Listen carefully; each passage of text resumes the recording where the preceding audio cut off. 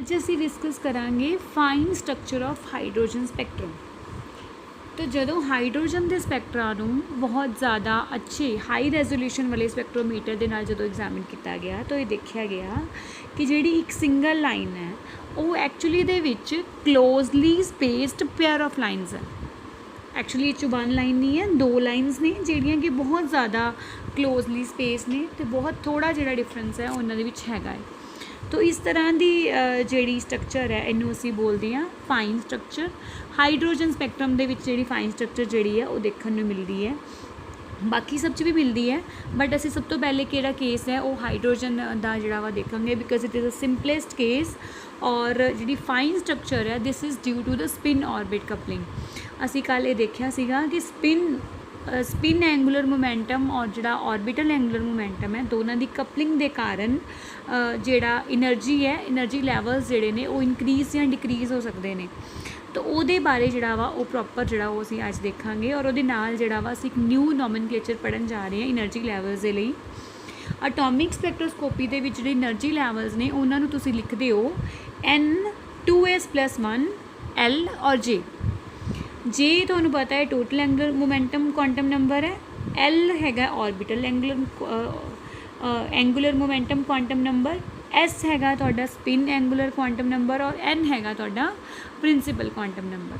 तो ये जिन्ने भी सारे क्वांटम नंबर्स ने कह लो भी वो कंटेन हो जाते हैं तुहाडी एनर्जी, क्योंकि एनर्जी लैवल जिहड़ा वा वो डिपेंड करता है NSLJ के उपर। तो इसलिए ये जिहड़ियां चीज़ां ने ये असीं लिख दिंदे हां इहदे विच। तो एज यू नो कि N की वैल्यू जी है वो 1 तो शुरू होंगी है 1 2 3 4 5। तो L जिहड़ा वा वो 1 तो घट होंदा है N तो। अगर L 0 है तो असीं उहनूं S लिखांगे, अगर L 1 है तो उहनूं P लिखांगे, 2 है तो D लिखांगे, 3 है तो F लिखांगे, 4 है तो J लिखांगे। This I think you already know this कि इन्हां नूं असीं इस तरीके नाल जिहड़ा वा वो लिख सकते हैं। सो सब तो पहले तो असीं देखते हैं कि विदाउट स्पिन ऑर्बिट कपलिंग जिहड़े आ वो साडे किस तरह के लैवल्स जिहड़े ने साडे कोल मिलते हैं। तो सब तो पहले असीं आने आ ग्राउंड स्टेट दे विच। ग्राउंड स्टेट जिहदे विच N की वैल्यू 1 है, N की वैल्यू अगर 1 है तो L की वैल्यू N तो 1 घट है, तो L की वैल्यू की होएगी 0 हो जाएगी। L की वैल्यू 0 है, S की वैल्यू यू नो वो हाफ ही होंदी है साडे कोल। तो J जिहड़ा वा L+S हो जाएगा, L की वैल्यू 0 है, S की वैल्यू हाफ है, तो J की वैल्यू साडे कोल हाफ हो जाएगी। तो इस तरीके के नाल जिहड़ी ग्राउंड स्टेट है उन्होंने असीं लिखांगे 1, ठीक है। N की वैल्यू जिहड़ी है 1, उस तो बाद हैगा 2s+1। अगर S की वैल्यू हाफ है तो 2s+1 की होएगा 1 ही होएगा, 2 ही होएगा हमेशा, क्योंकि S की वैल्यू हाफ हो जाएगी तो वो 2 ना 2 कैंसल 1 1 + 1 2। तो इत्थों जिहड़ा वा 1 2s 1/2 जिहड़ा ये साडे कोल हैगा है ग्राउंड स्टेट, क्योंकि L की वैल्यू 0 है। L की वैल्यू 0 के कोरसपोंडिंग असी S जिहड़ा लैटर है वो लिखना है और इत्थे असी उहदे सबस्क्रिप्ट दे विच J लिखना है। J साडे कोल आ रहा 1/2 तो ये 1/2 जिहड़ा वो असी लिख लिया। तो इस तरह ये जिहड़ी ग्राउंड स्टेट है ये साडे कोल हैगी है इन्नी। और इहदा जिहड़ा एनर्जी लैवल है यू नो कि एनर्जी लैवल जिहड़े आ असीं पिछले आर्टिकल्स विच देखिया सी कि En नूं तुसीं लिख सकते हो -13.6/n²। अगर N की वैल्यू 1 है तो वो कोरसपोंडिंग जी एनर्जी है वो हो जाएगी -13.6 electron volt. So now we are moving towards the first excited state. अगर फर्स्ट एक्साइटेड स्टेट है तो वो N की वैल्यू 2 होएगी।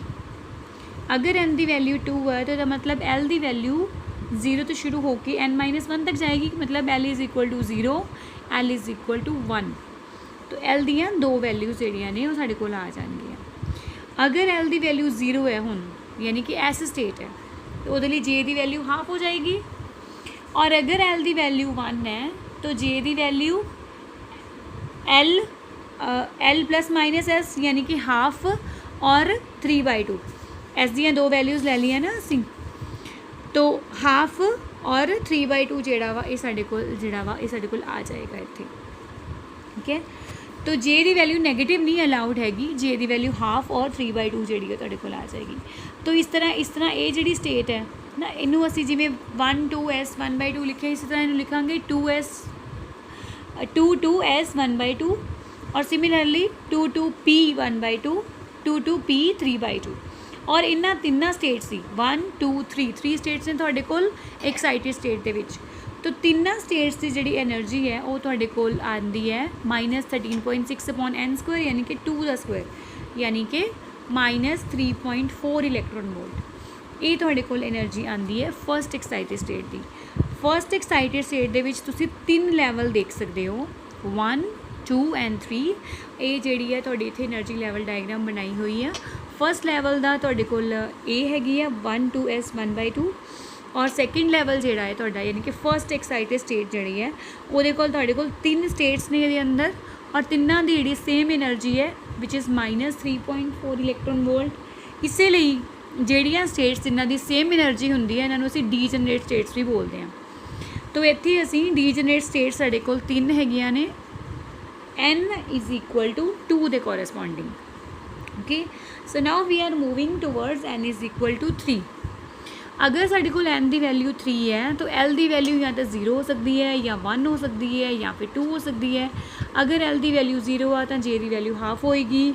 अगर l की वैल्यू 1 है तो वो वैल्यू हाफ या फिर 3/2 होएगी। अगर l की वैल्यू 2 आ जिमें असी सेम पिछे कैलकुलेट किया है j की वैल्यू 3/2 हो सकती है या फिर 5/2 हो सकती है। So you can see here कि इत्थे एक स्टेट आ रही है, इत्थे 2 आ रही ने, इत्थे भी 2 आ रही ने। तो इसका मतलब ये है कि for the second excited state of hydrogen atom there are a total of 5 states 1 2 3 4 5। So you have 5 states with you और 5 पंजों दी पंजों जड़ियाँ ने डीजनरेट स्टेट्स ने क्योंकि इन्हों की एनर्जी सेम है और एनर्जी हैगी कितनी है -13.6/3 का स्क्वायर। n का स्क्वायर असी करना सी, n की वैल्यू 3 है तो इसलिए 3 का स्क्वायर किया तो तुहाडी वैल्यू आ रही है -1.51 इलैक्ट्रॉन वोल्ट। तो असी इत्थे 3 जिहड़े ने एनर्जी लैवल्स जिहड़े ने अलग अलग शो किए ने 3 स्टेट्स जिहड़ियां ने शो कीतियां ने तुहाडियां। First is your this is your ground state, this is your first excited state and this is your second excited states. So this is corresponding to n = 1, n = 2 and this is corresponding to n = 3। So ये तो सीगा without spin orbit coupling है ना। असी spin orbit coupling नूं बिल्कुल भी नहीं लिया। हुण असी लैने आ स्पिन ऑर्बिट कपलिंग नूं नाल, ठीक है। तो स्पिन इंटरैक्शन एनर्जी जिहड़ी है उहदी असी कल असी एक्सैवल एक्सप्रैशन जिहड़ा वा वो असी कीता सीगा। हुण अगर असी ये सारियां चीज़ां नूं असी के दा नाम दे दिए क्योंकि JLS जिहड़ा वा वो सब दा डिफरेंट है तो इनू असी के लिख लिया और बाकी ये सब चीज़ां जिहड़ियां ने वो सारियां असी लिख लिया ने। तो हुण असी लैने आ केस साडी S स्टेट का, ठीक है। तो S की वैल्यू जिहड़ी है S स्टेट दे लई L की वैल्यू जिहड़ी है वो 0 है, S की वैल्यू हाफ है तो J की वैल्यू इस 1/2 है। तो इत्थे असी फिल करांगे 1/2 1/2 + 1 -0 0 + 1 -हाफ हाफ + 1 तो साढ़े कोल बनता है हाफ 3/2 -0 -हाफ 3/2। तो ये तुसीं देख सकते हो this is positive and this is negative तो ये कैंसल हो गया। अल्टीमेटली जी थोड़ी स्पिन इंटरैक्शन एनर्जी है ये थोड़ी 0 हो गई। तो इसका मतलब ये कि S स्टेट के उपर यानी कि L = 0 वाली स्टेट L = 0 वाली 1 2 3 इतने 3 स्टेट्स शो की हुई ने। ये भी ये उपर भी स्पिन ऑर्बिट का कोई फर्क कपलिंग का फर्क नहीं पैंदा, ये उपर भी स्पिन ऑर्बिट कपलिंग का फर्क नहीं पैंदा और इसके उपर भी स्पिन ऑर्बिट कपलिंग का कोई फर्क नहीं पैंदा क्योंकि साढ़े कोल overall G change in energy है वो 0 है। सो S के उपर S स्टेट के उपर कोई फर्क नहीं पैंदा, ये तिन्नां दे उपर जिहड़ा वा तुहाडे कोल कोई फर्क नहीं नज़र आएगा। So now we are moving towards L = 1 यानी कि P स्टेट, ठीक है।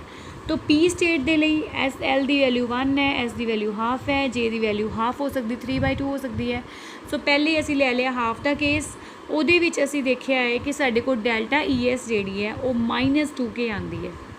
यानी कि अगर असी स्पिन ऑर्बिट इंटरैक्शन नूं कंसीडर करिए तो इहदी जिहड़ी वैल्यू है यानी कि ए वाली जिहड़ी स्टेट है तुहाडी हाफ वाली J = हाफ वाली स्टेट जिहड़ी है वो एक्चुअली विच -2K थल्ले है, मतलब 2K वैल्यू थल्ले है पहले नालों, ठीक है।